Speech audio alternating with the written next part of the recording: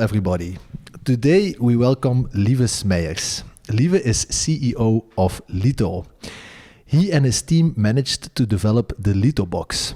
The Lito box combines a heat pump, solar water heater, PV system, battery storage, rainwater filtration, ventilation, electrical equipment, and internet network in one single unit.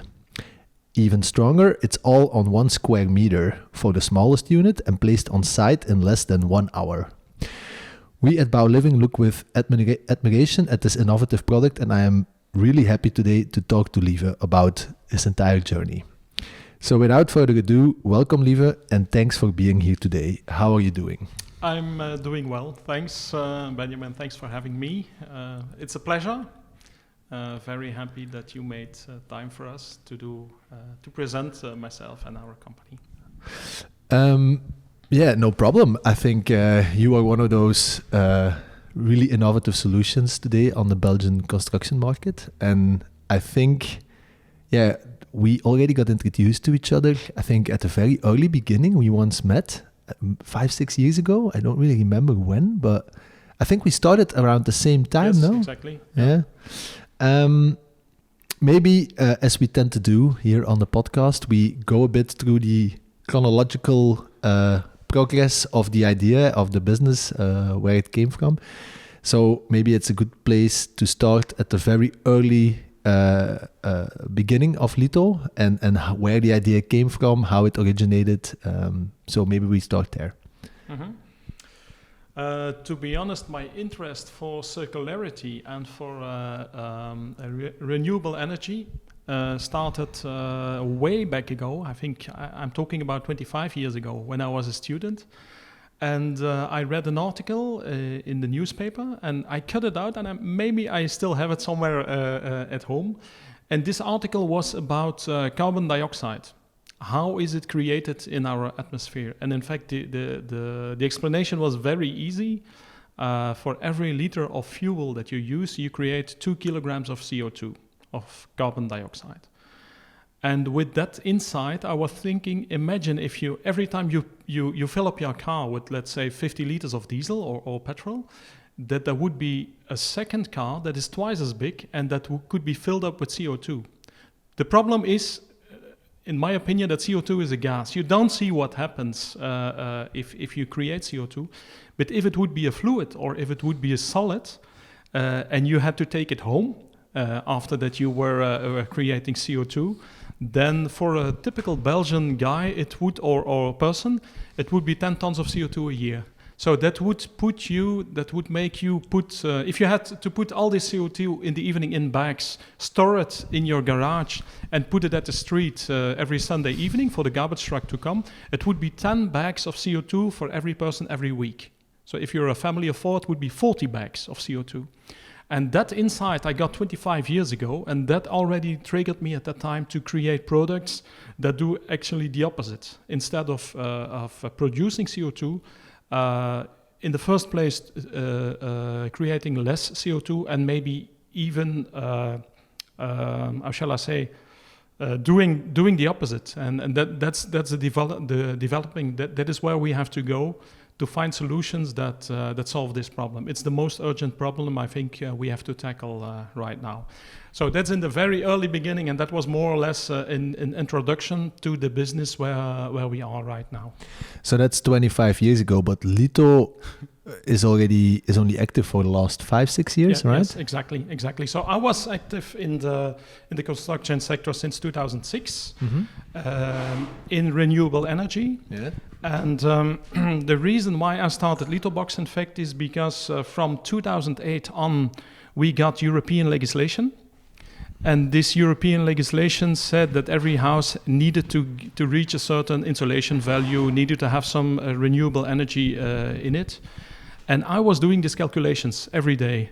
And I mentioned that most of these houses needed more or less a similar solution. So we were calculating the losses of this new to build houses every day. And for me, it was clear that we needed a standardized product to enter in this market. It didn't come, and if I look back now, it was already in 2012 that I made the first sketches for a Lito box type of solution, which had a heat pump, a ventilation system, rainwater filtration system, all integrated in one box. And then finally in 2017, so 5 years later, I took the step and I started Lito box together with Tom. And then the idea evolved and became a product. So you were working at a construction company? No, I was working for a company that was a manufacturer and distributor of HVAC components, like puffer tanks, solar thermal systems, controllers. So everything you need, in fact, to create complex hydraulic schemes and installations. That was what I was doing at that time, and with a lot of passion, because I really loved the job. But it frustrated me to see that the technical installation was always adapted to the house, instead of adapting the house to the technical installation. And that's where I got this idea of maybe it's better to standardize it. Since the houses become more and more insulated, they are, from the technical point of view, houses are much more similar right now than they used to be 15 years or 20 years ago. They are all more or less in the same performance range, and that means that we could come up with a standardized solution as well. Okay, wonderful. So you had that idea 10 years ago, and you were working at an HVAC company. Mm-hmm. Did you bring it up at your previous employer? Did you say yes, exactly, because I really liked working there, and we had very good understanding, a very good relationship. So the first thing I did was offer it to my former boss, and I proposed him to develop the product under his name. The problem was that our clients at that moment were all wholesalers and installing companies, and he was afraid. We were having a turnover of 10 million euros at that time, and his big concern was that some of his clients would consider this as a product that would interfere on their market. You see, and he didn't want to become a competitor of his own clients, and that's finally why he said it's a great idea. I really believe in it, but I'm not going to invest in it. I can't because I'm afraid I'm going to lose my clients. And then finally, I had to start a company. I didn't want to, but I had to because I didn't sleep anymore. I had this idea of this is what the world is waiting for. And so I'm not a typical type of entrepreneur that becomes that he creates a company because he wants a company. For me, it was rather the opposite. I had to create a company in order to create a product that kept me out of sleep at night. Oh, that's new.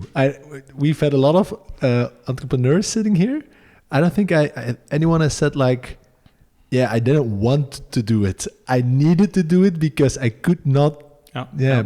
So fascinating. That's exactly how it went with me. I know that there is a lot of people that are born as an entrepreneur, but it's not the case in my opinion.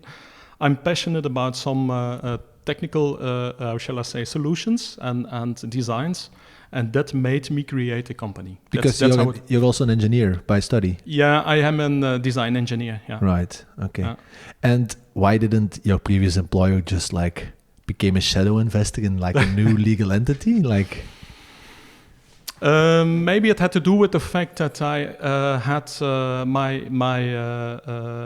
Tom, my colleague right now in Lito Box, he asked me to join his company. He already has an installing company. They do over more than 7 million euros in renewable energy every year.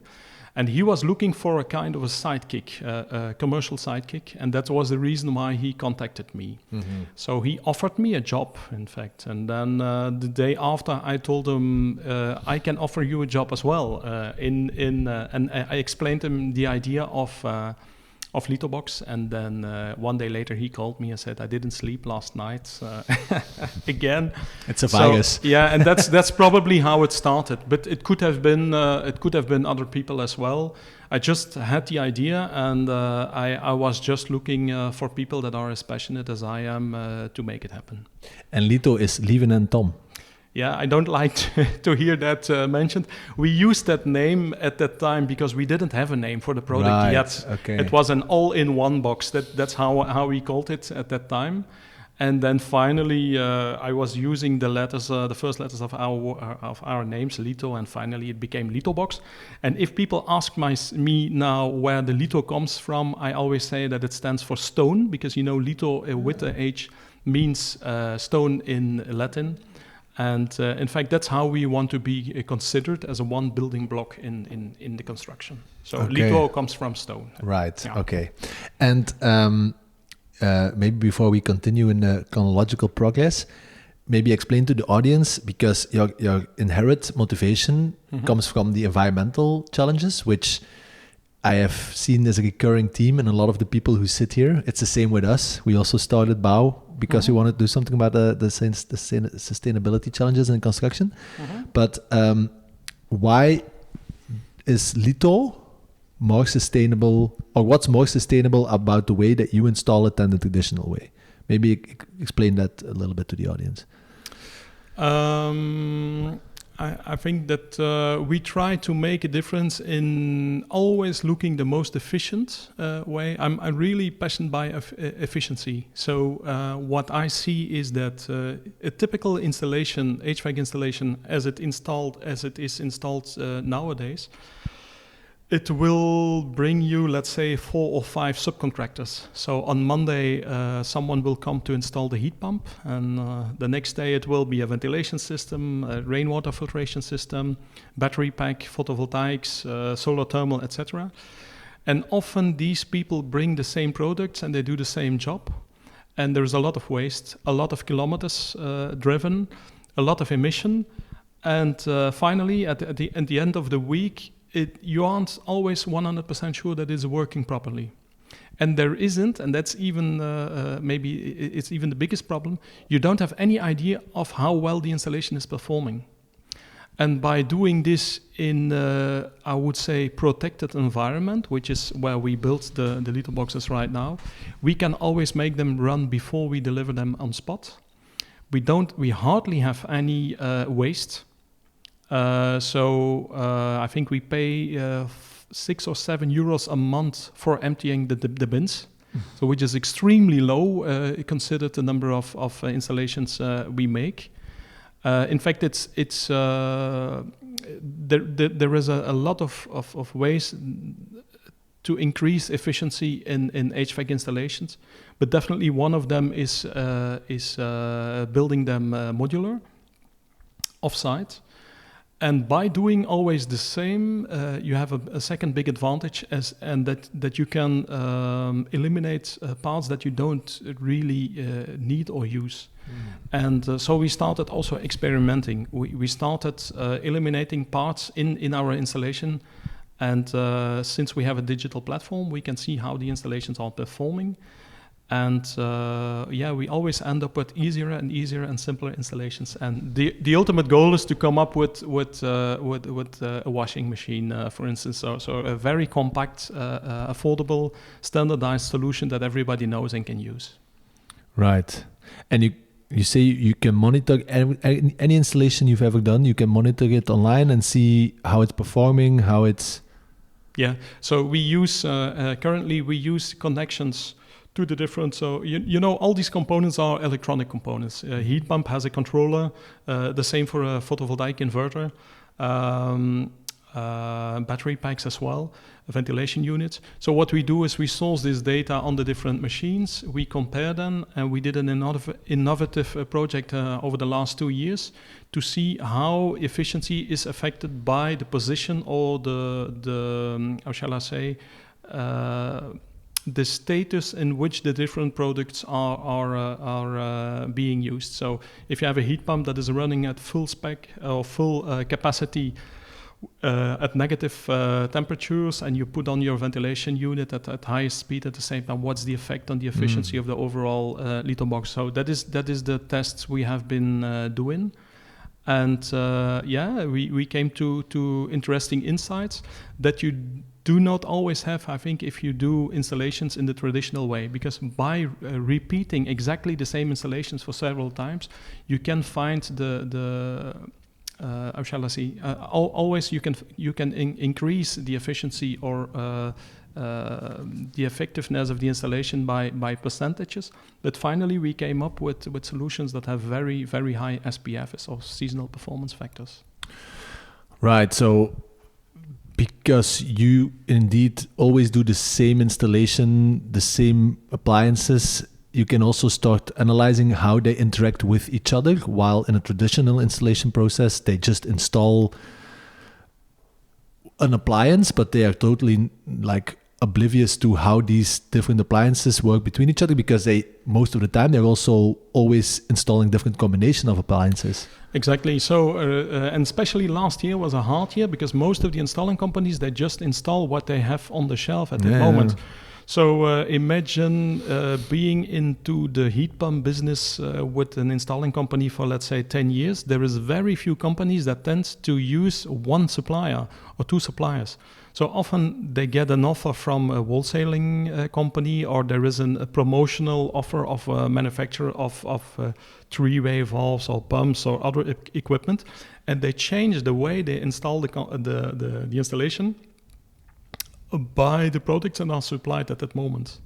But if you have an issue with a typical installation after 5 years, most of the installing companies, they don't know anymore what they have installed years ago. So they have to send a technician to have a look what exactly is in the installation, where does the problem come from. And that's exactly what I absolutely wanted to avoid. So every Lito box comes with a kind of serial number, and every serial number corresponds with a list of components. So we never have to send a technician to see what's exactly being installed in that installation. So we have quite a good list, and it makes problem solving much easier, especially if you have identical installations and you have had some technical issues. After 3 or 4 times, you exactly know where it comes from, and you can solve the problem for all the other Lito boxes that are coming. And I think this is much more difficult if you have 4 subcontractors that are doing different parts of the technical installation. Absolutely. It's very funny. There are some recurring themes I see now. This is the 21st time I'm doing these type of interviews, and I think a lot of the people who are looking at it from a different perspective, they are looking at it from a product perspective. Traditional construction, it's always starting from a white paper, and we just gonna rethink it all again for the 100th time. Just start from nothing, basically. But when you start looking at it from a product perspective and with a product view and with a product vision, as you say, that feedback loop is so important. Every installation you do, you learn, you adjust, you make it more efficient. And yeah, I think that's really, I'm 100% convinced that's that kind of vision and that kind of idea is the thing that the construction industry just really, really, really needs. Yeah, I 200% agree on that products can solve a lot of problems. And however, and we already discussed it earlier today, a lot of people, decision takers in the building process, are not very keen on products because they are afraid that it is going to take over part of their job. I disagree on that. I think the more risk you can take away in a construction phase by using approved products, the more freedom you get to do design, the more freedom you get to experiment with other materials, other forms, other shapes, just by cutting away risks by choosing for products. And a product could be a SAM unit, a product could be a Lito box, it could be a stair, it could be a prefabricated, approved product. And everything that is all around, in my opinion, that's why we need the intelligence of people that do constructions. Mm-hmm. Yeah, because I think also in the long end, it's only going to increase the profitability of working as well. Because if they need to do an entire HVAC study every single time they do a new project, or they just know, we worked with Lito Box before, or we worked with Sam before. We know what it is. We know what the options are. They copy paste it in, and it goes so much quicker during the design, during the installation, during the after service. So, yeah. Anyway, maybe let's go back a little bit. So, before we did this little digression, you were talking about that you met Tom, your co-founder, and that you made him an offer to start Lito Box, basically. Exactly. And this was 2016, 17? 2017, yes. Right. Yeah. So he knew the market. He was a client of me. So I knew his company, and he knew the market as well. And he still knows the market because he's doing traditional HVAC installations in renewable energy on a daily basis. And he agreed with me on the fact that it is very difficult to find the correct people to install these installations. You have to know that 15 years ago, a typical HVAC installation in a house in Belgium used to be a gas boiler and 6 radiators. And that was about it. If you compare it with the installations we have now, with underfloor heating, with heat pumps, cooling, ventilation system with heat recovery, battery packs, I don't have to explain you how much this evolution was in this square meter in the house. And the people that we need to install this, they become, how shall I say? Black swans. You can't find them anymore. I read a study from the European Commission in 2019 that was kind of a forecast of what the people will be that are the hardest to find on the labor market for the next 20 years. And if I'm right, on number 1, 2, and 3 were the HVAC technicians, electricians, and the third one was refrigerant technicians. So exactly in the middle of the spot where we are, there won't be any people. A lot of people are getting off the labor market because they're getting in a pension. The techniques or the complexity of the HVAC installation is increasing year by year. So there is no other solution than to standardize and to create products to make it plug and play. Mm-hmm. Okay, so then you met. There was an overlay of interest, and then when was the business born? When was the first unit produced? How did that go? Talk a little bit more about the very first steps of Lito Box. Well, by the end of 2000, so we started the company in September 2017, but I was already preparing a prototype in summer of 2017. In the garage? I was lucky with Tom because he has a very well-equipped company, so we could use his accommodation for that. And by the end of 2017, we delivered the first Lito Box to Lieven, which is an early adopter. His company, Concrete House, constructs. I know Lieven. He constructs almost two houses a week. And he really believed from the early beginning in the idea of the Lito Box, and he's still one of our best clients. Since they do a construction of a house in less than 2 weeks. And you can imagine that if you can construct a house in 2 weeks, and then it takes 3 weeks to integrate all the technical equipment in it, that totally doesn't make any sense. So what we do right now, we do not even deliver the Lito Box on site anymore. We deliver it at his company, and they take it to the site, and they just in one lift movement they enter it in the building. And connecting and starting up the whole Lito Box takes less than 1 day for one technician. That's with Concrete House. Yeah. Do they build two homes a week? Yeah, they did between 70 and 100 houses a year. Yeah. Whoa. Yeah. Wow. Go Lieven. I haven't talked to him in a while. Okay, so that's and then from there you just started to scale it up. Yes, exactly. And at that moment, we developed a second type of Lito Box. So we started with a single family house solution, high end, I have to admit. We entered the market with an expensive product. But then finally we saw that it made sense to create a Lito Box that is not installed in the living unit, but a Lito Box that can be used for multifamily houses, which we call the Lito Box L7 right now. And it can feed up to 6 apartments. And so you have one shared heat pump, one buffer tank, one photovoltaic system, one electric switchboard, all together in one box that is less than 3 square meters. Even the heat quantity measurement system, everything, and hydraulic balances, everything is included in the Lito box. And in the apartments that are connected, you don't have any techniques and you don't have any maintenance anymore. So in there is no technical room in the apartments anymore. And then we tried to convince big construction companies and developing promoters, in fact, to integrate that Lito box in their projects. And maybe I made a little mistake there, because I started by visiting the biggest companies or the well-known companies in Belgium. And to be honest, mostly at the highest level, so CEO level, CTO level, they were very keen on the idea and they really wanted to progress with it or to continue with Lito box. But at the end of the day, I could see that I was surrounded by middle management that was not always as innovative as I was wanting them to be.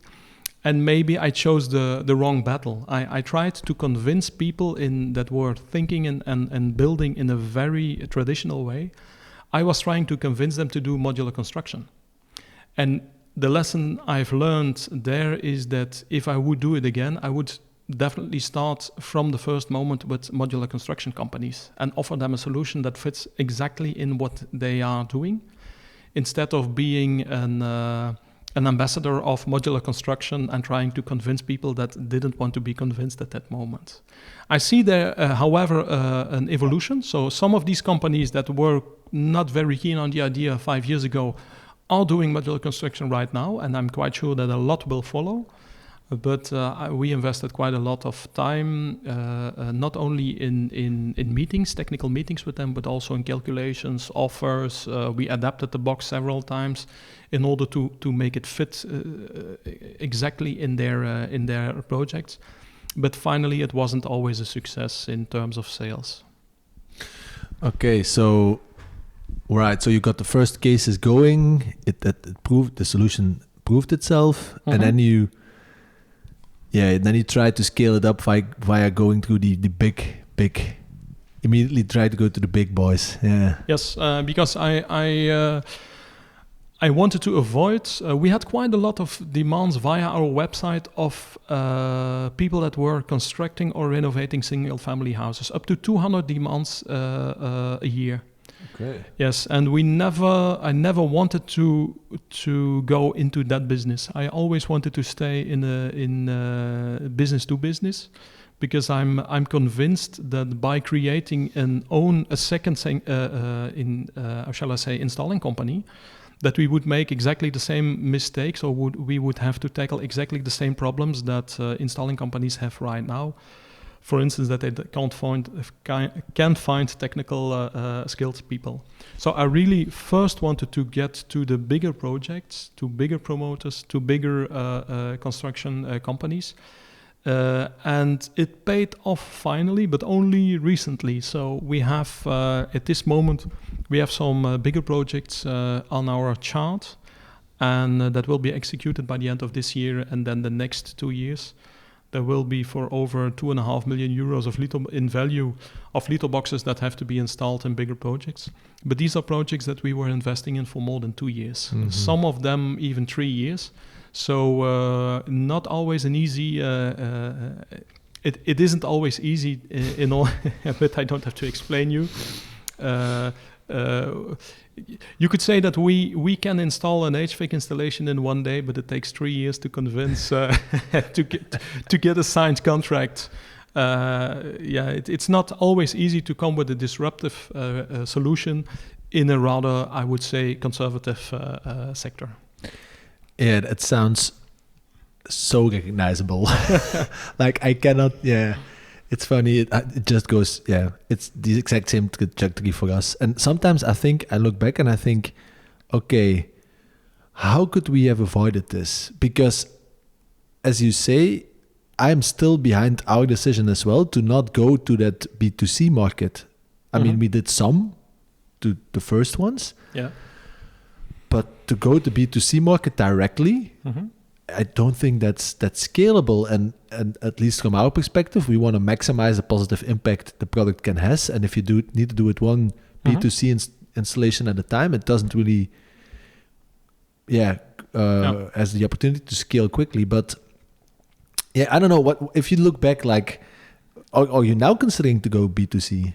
No, not at all. So so I think our role will always be to make the installations even more plug and play, in order to save on labor cost on site, to make the product even more digital. So in our goals, our development goals for the next years, I would say that's 60 or 70% will go to digital tools. I don't say that in a few years there might be solutions that can be B2C, but at this moment I don't see how we can ramp up production and how we can make it how shall I say, a scalable and affordable product by going straightly to the end client. I really think construction has changed quite a lot as well in Belgium over the last 10 years. 10 years ago, 3/4 of the houses or building permits were given to the people that were actually going to live in the building that they asked the permission for. Whilst now more than between 70 and 80% of all building permits right now are done by product developers. So the market of construction became much more B2B. And I think that's also the market where we have to make the difference. So 75% of all building permits are now by project developers. Yes. And Belgium was quite an exception in Europe, because 10 years ago it was exactly the opposite. So people had a land or had an old building. They got a permit and they started renovating and building, and this totally changed over the last 10 years. Okay, that's a good statistic. I didn't know. Yeah. So, if we look at the learnings, then you said one thing. Maybe if I look back to the last couple of years, I would have maybe made the switch to the modular construction companies sooner.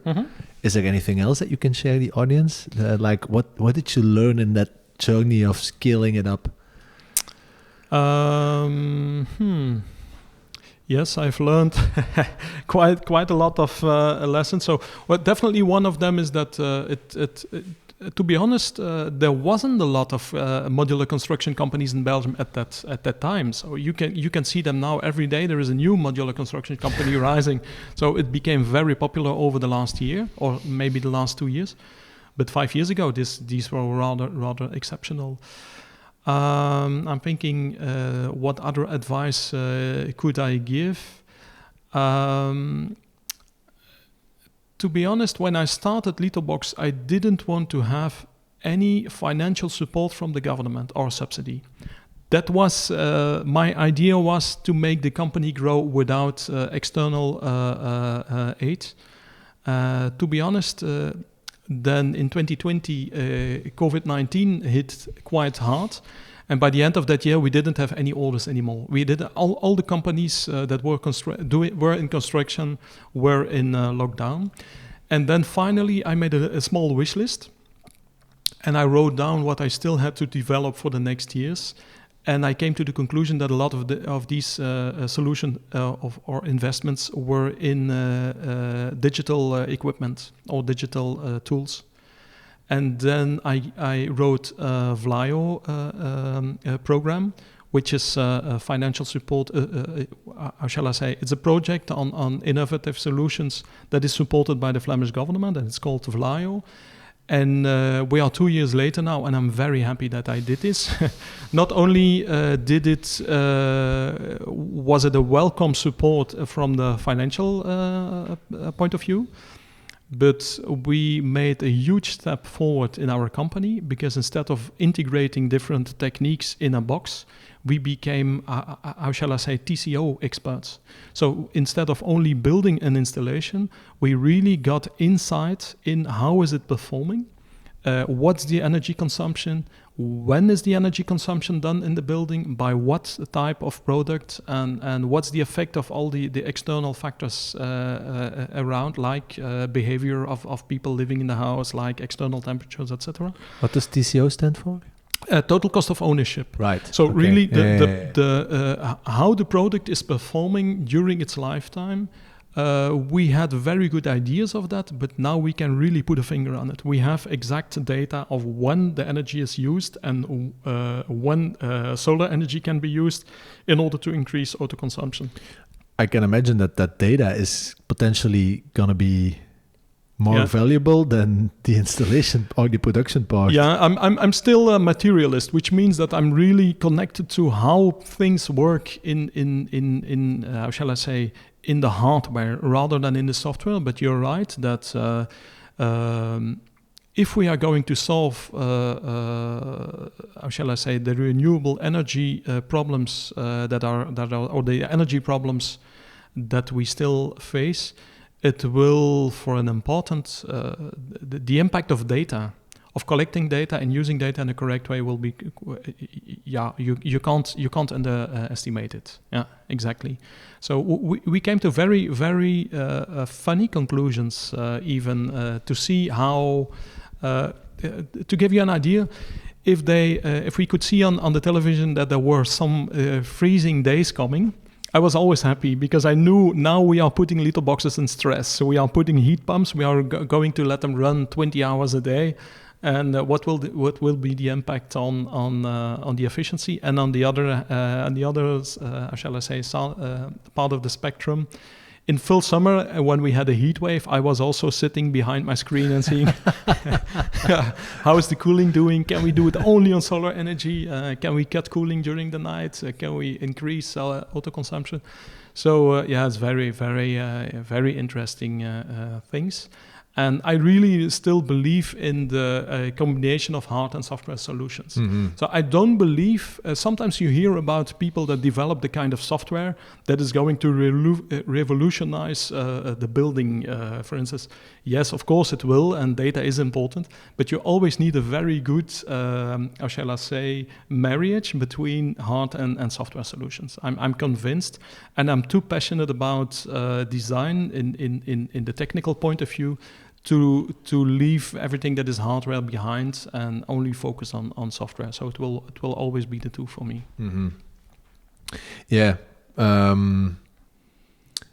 I recognize a lot. That's all I can say. Yeah, and the subsidy part, I get why you had the perspective. Like mm-hmm. you wanna prove that you don't need it. Yeah. But from our perspective, we also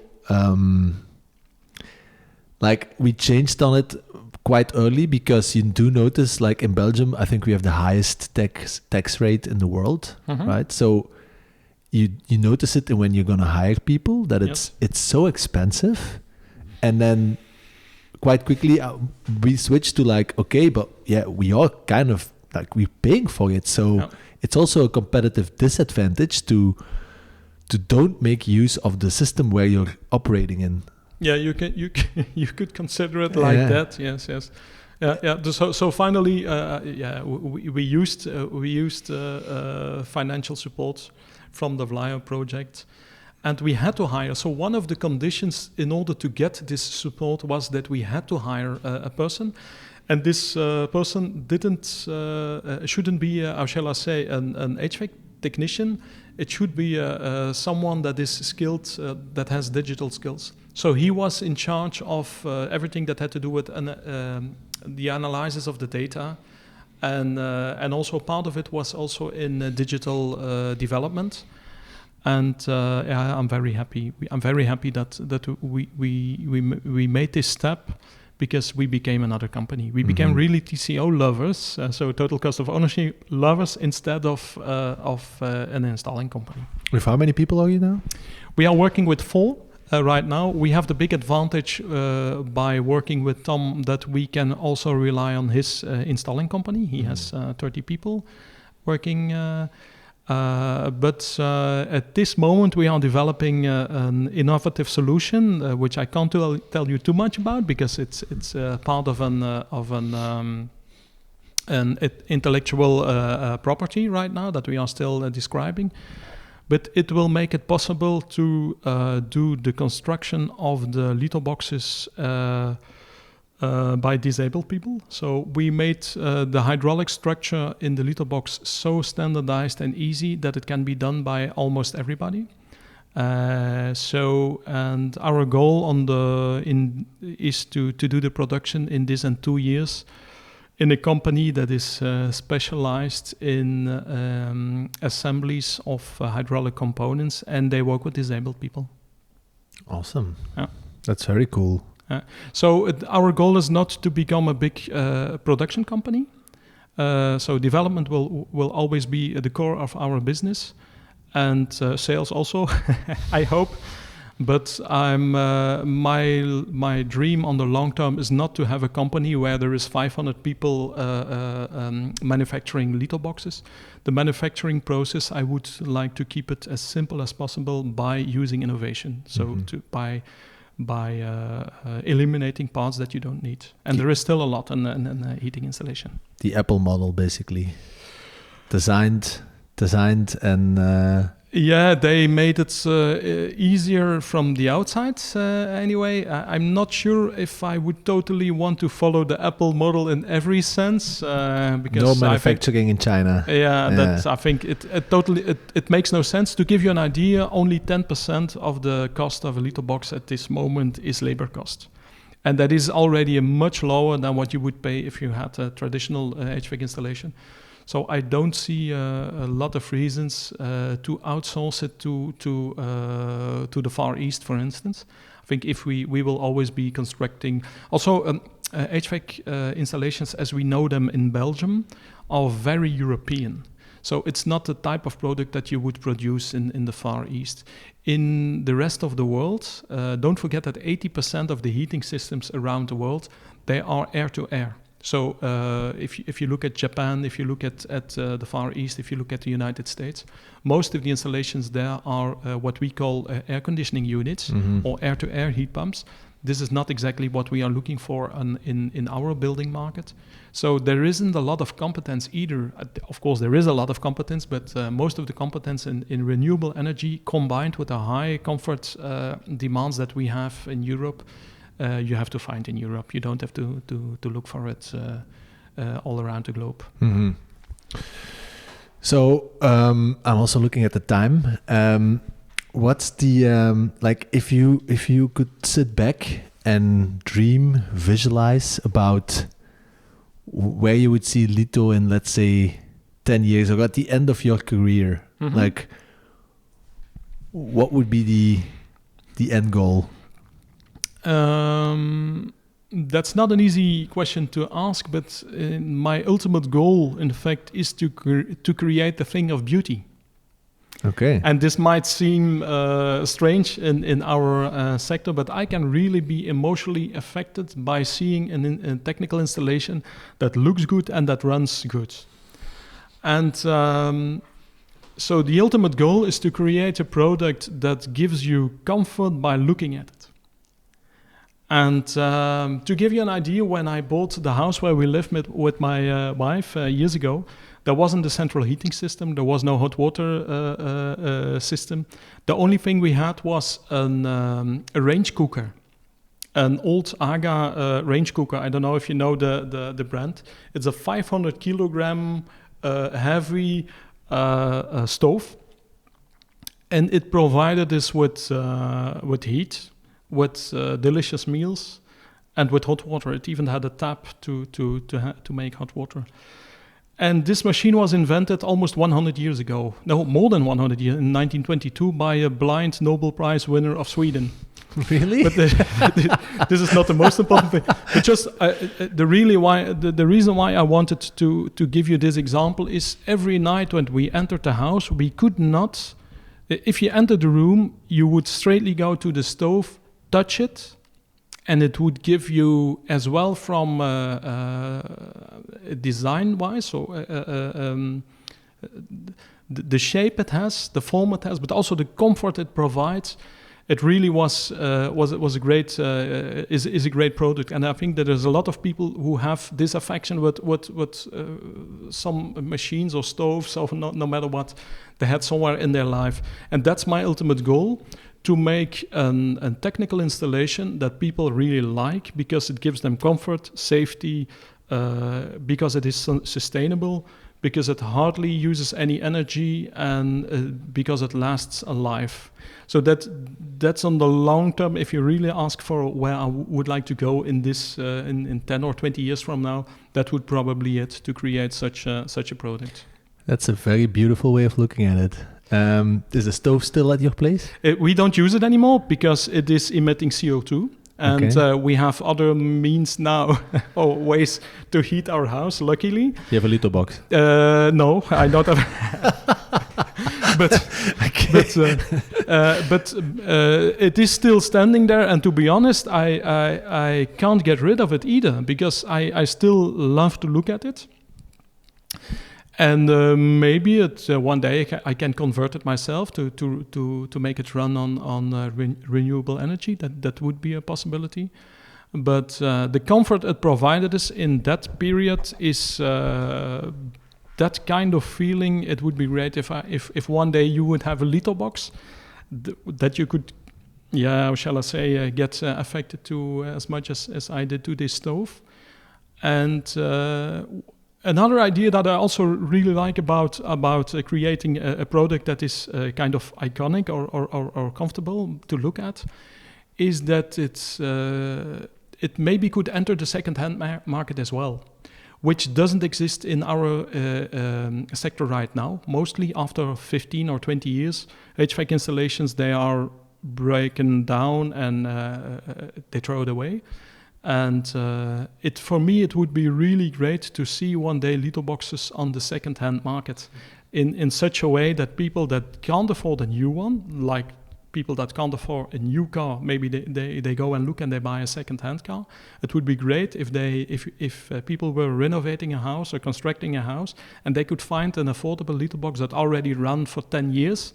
But because the occupation in the building changed, the house became an office or vice versa, that the box can come back to the market at an affordable price and can be used for a second life before it is dismantled and reclaimed at the end of life. Reminds me of, I have do you know Cowboy, the bicycles?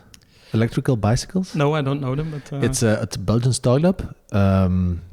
I find them quite fascinating. I have one. Mm-hmm. It's a beautiful designed product, but it's anyway. Yeah, and without going too much into detail, they've done this. So they sold a lot of bikes. They see after a couple of years they got people bought new ones. They buy them back up, and now on their website they offer the circular option. So you can buy one of the old bikes for a lower price as a new one. And that made me think about. Yeah. I think this for you could do something similar. Eh? Yeah, but we could do it, of course. But I think the idea of people of having a rest value to a product after it served already one life, that's in my opinion a very good way. A very good way to go, and it also makes that things maybe can be a little more expensive in the beginning. Because there is a rest value. Someone who installs a gas boiler right now, he knows after 10 or 15, or she knows after 10 or 15 years, the value will be negative. I will have to pay to take the gas boiler away. If you knew that in the product there is still value, even if you don't use it anymore, I think this totally changes the equation. Also the willingness for people to invest in a little more, maybe, in a solution or a product. Absolutely. We put it on our quotes now.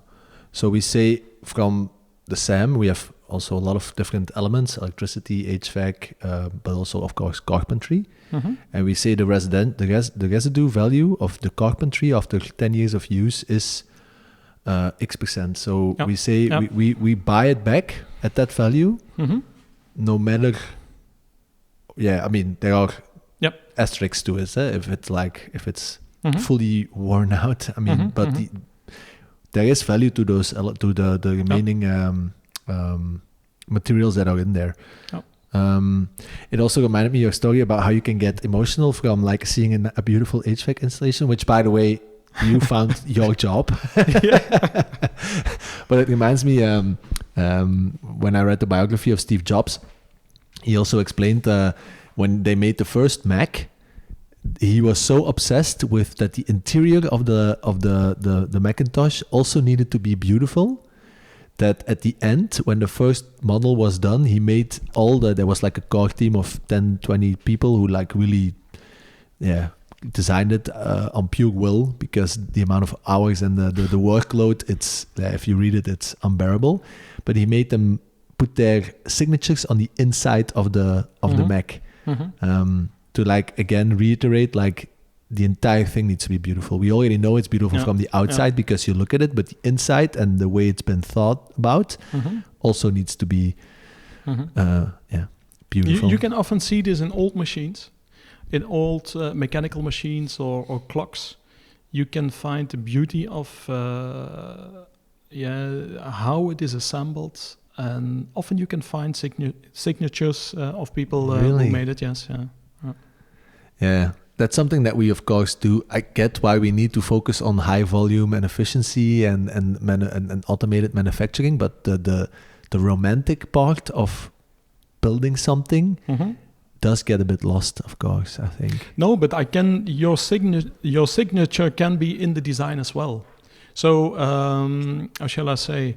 Often I see HVAC installations and you see a lot of tubings, and I look at it and I see that they could have done with 2 pipes less.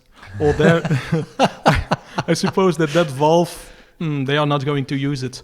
Or why did I put a sensor there if there is already one on the same tube 1 meter further? So you can create your own signature, by creating a design as well. So it shouldn't be really a name that is written on a project, but it can be the way you design solutions. Yeah. All right. That's, I think, a very beautiful way to maybe end the Lito section. And as you maybe know, at the end of a Bao podcast, we always ask a couple of more personal questions, because the goal of the podcast is to spread the idea of more sustainable and more affordable construction, and basically everyone who's doing something innovative in the industry. But we do find it always interesting to also dive a bit deeper into the person behind the business or the idea. So if you had a job that had nothing to do with what you're doing right now, what would it be? Do you have any idea? Yes. As a 12-year-old, I always dreamt to be a car mechanic. Okay. And I think if I... Is that me? I think so. I'm just gonna press. This has never happened before. There we go. Are we still recording? Yes. All right. Well done, iPhone. Okay. That's first. My apologies. No problem. So I dreamt to be a car mechanic. So if I was not in Lito Box right now, I would probably be converting cars into electric cars, existing cars in electric cars. That would be one solution. And another idea maybe, but then I was a little bit older. I always liked the idea of being in kind of a diplomatic occupation. So I'm more or less in the middle of a big family. So I was the diplomat at home often, and I'm still passionate about that as well. So it would be a diplomatic car mechanic probably. A diplomat who fixes cars in the weekend or converts them to electric. Yes, something like that. Yeah. There are some beautiful examples now that I sometimes see of like old Porsches being electrified, and also the other way as well, like a Tesla who gets put in like a V8. No, fascinating. But to be honest, you know that I think it's about 25 or 30% of carbon dioxide comes from transport, and there isn't an easier way than cutting CO2 than using perfectly technical existing cars that have an IC, so an internal combustion engine, and to convert them to an electric car. because you already have the car. You only have to switch the engine and to add a battery pack. So if you do this, and if you share this car with 2 or 3 families, you are very close to riding a bike in terms of CO2. Yes, I can imagine that this is creating business opportunities, and they will develop in the next years. And not only old-timers. I'm not only talking about Porsches of 40 years old, but there are very, how shall I say, safe, modern, well-equipped cars that are 10 years old, but that have a polluting diesel engine. And just by converting them into an electric car, you have all the comfort and the safety you need for a daily use, without having to invest a lot of energy and resources to create a new car. But is it really that easy? Because I remember when I read about the first years of Tesla, like Musk's first idea was to buy a Lotus and then switch it up to an electric car, but it was like at the end, I think, what did he say? Like 3% of the final end result was the remaining components. Yeah, but don't forget that Tesla had to invent the electric car. So with the components that you can find off the shelf right now, it would be much easier. And of course, you wouldn't do any car. There in the north of France, in Normandy, there is a company. They convert Renault Twingos, which is a very small city car. And they convert them into electric cars. It takes them, I think, 1 or 2 days. But they only do this car, and they develop their own kit to do it. And they are going to offering the car for, I think, €100 a month. So you have all the advantages of an existing car, and you have all the advantages of an electric car. And from the ecologic point of view, it's definitely much better than a new electric car, especially for people that only drive a few kilometers a day. If you're driving like 50,000 kilometers a year, it's totally different. And probably how shall I say, a bottom-up developed electric car will probably better from the efficiency point of view. But don't forget, there's 250 million cars in Europe right now, and there will be 250 million by 2050. So there is 2 ways to go. Or we scrap them all and we create 250 million new cars. Or maybe there can be a market that is much more accessible and interesting from an ecologic point of view to convert them into electric. I think it will, as you say, it will be essential because the exact figures I don't remember, but I think it comes down to the amount of cars that are being produced annually on a global scale and the amount of the existing car infrastructure. If you want to replace them all, it takes 25 years. And to build extra production capacity won't happen because the global demand is actually going down. Yeah. So it doesn't make sense it's not economically viable to produce more new electric cars. But indeed, now that I think about it, there will probably indeed become a market to and it is much retrofit them. Yeah, and it will be the companies that will be involved are totally different companies from the companies that are in new car manufacturing. Yeah. Still, I think there's only 10 companies in the world that can create a diesel engine because legislation became so high and so complicated that there's only a few companies that can still do it. But converting an existing car into an electric car, we could start a company tomorrow, and I'm quite sure that we could come up with a viable, how shall I say, with a performance solution in 6 months from now. Okay. So it opens the market from let's say a top 20 companies to hundreds of thousands of companies that will be in the business. And it will totally change car ownership and car use as well. Fascinating. Yeah, you see it in Antwerp as well. I think now you have like multiple car sharing companies. Green Mobility is a good example. They use like these electric Renault Zoes, I think they're called. And now they did like, I think, a 2-year trial period in Antwerp with a limited fleet. And a couple of weeks ago, they put an extra 200 of these electric cars, and they're just spread out throughout the city. And I can imagine that if you would used to have 2 cars in the family, you're gonna go to one. And if in the rare cases you actually do need 2 cars at the same time, you will also move more towards these sharing. And Anyway, we're not gonna completely solve the electrical car challenges.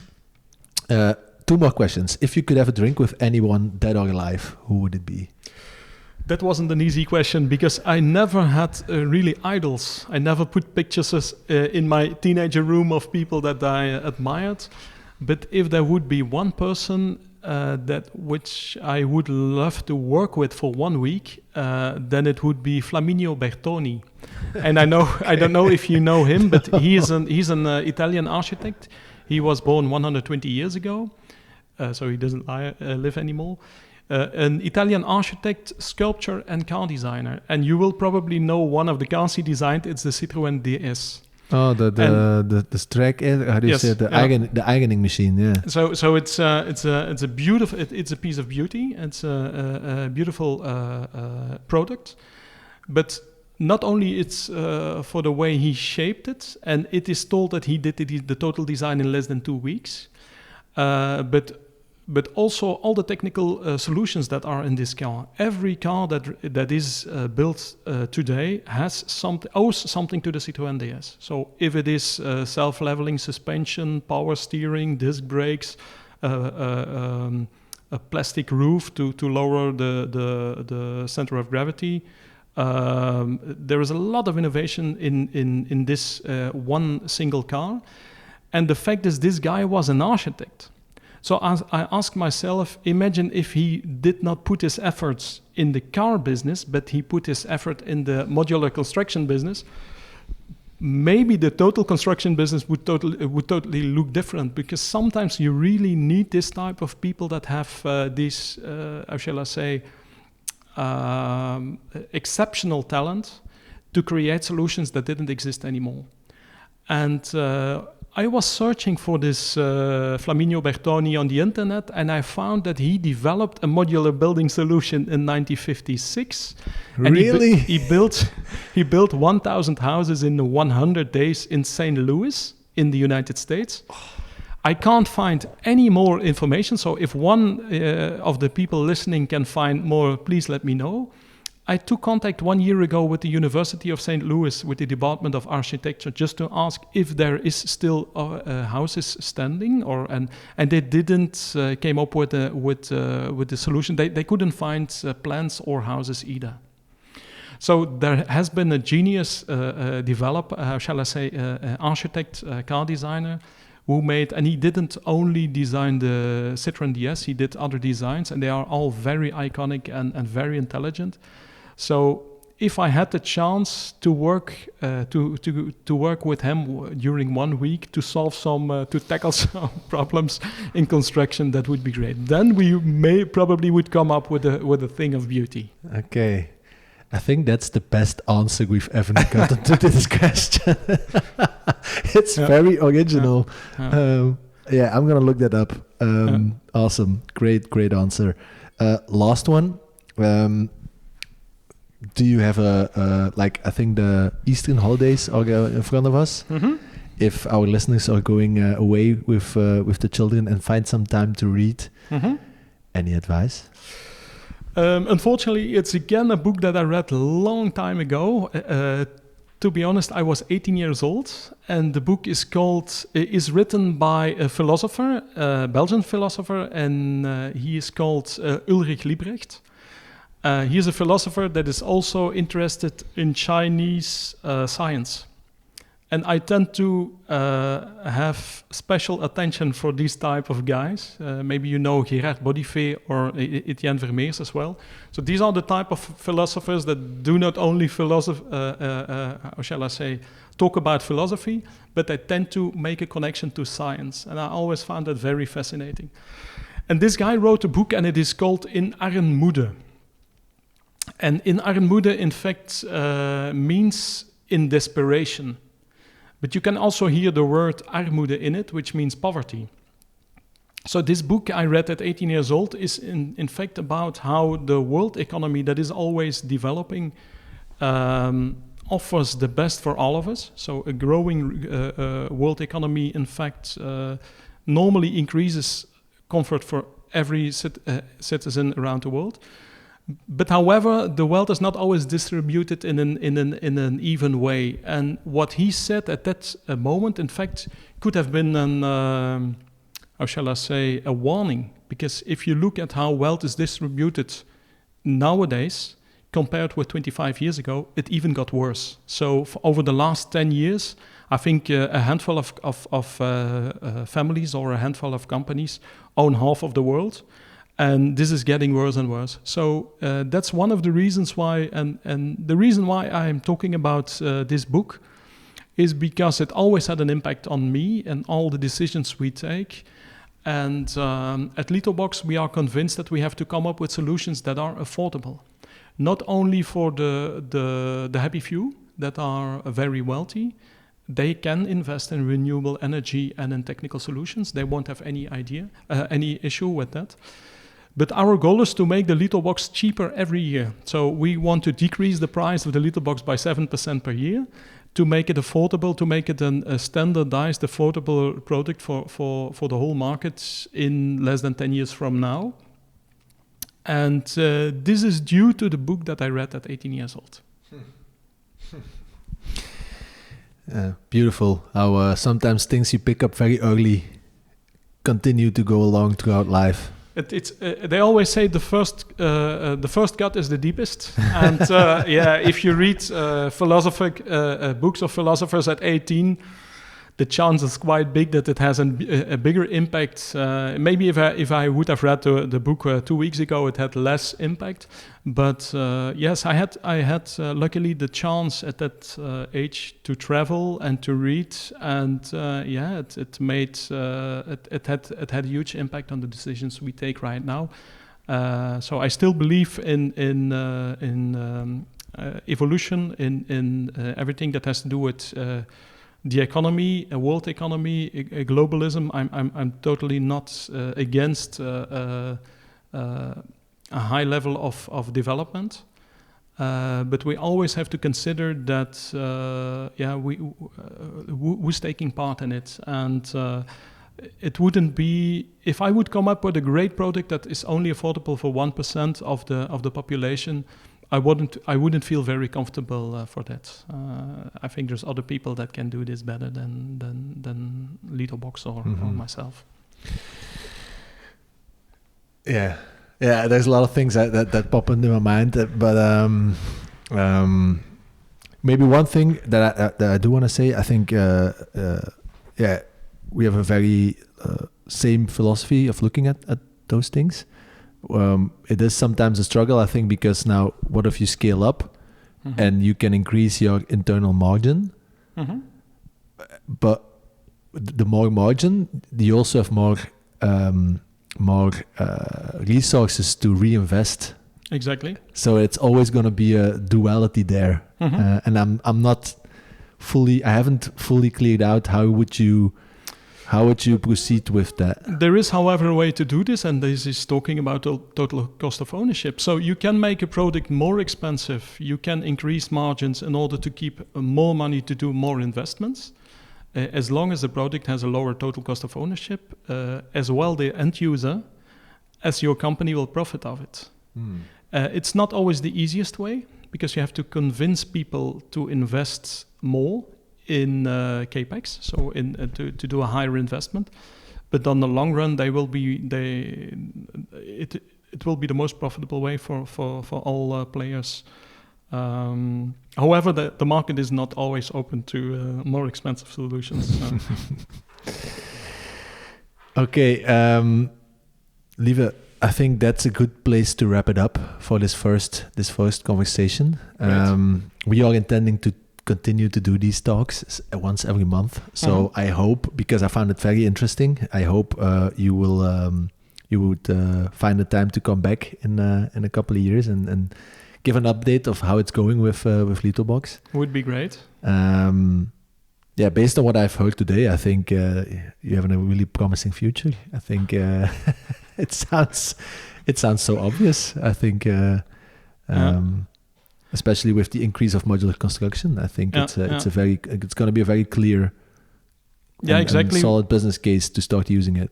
Yeah, probably like the solutions you offer as well. Mhm. So we are all convinced how the construction sector is going to change in the following years. We already have seen it how it went in the Netherlands. So in the Netherlands they have the capacity to change the total construction market into a modular construction in less than 5 years. And so they are the market we have to look at, because they are doing what we are dreaming of, in fact. Mm-hmm. So every Belgian developer / contractor that's listening to this, you know what to do. Don't go to Cannes, go to Amsterdam. That's a great quote to end with. Okay, Lieven, thank you very much. Thank you for having me. Everyone who's listening, we talk again in a couple of weeks. Thank you. Bye-bye. Bye. Thanks for listening to the Bao Podcast. If you enjoyed this conversation, make sure to subscribe to our channel. If you're interested in Bao Living and our Smart Adaptable Module, or SAM, go check out our website baoliving.com. If you want to stay up to date, you can best subscribe to our monthly newsletter on our website or follow us on all social media platforms where we're named @Bao Living.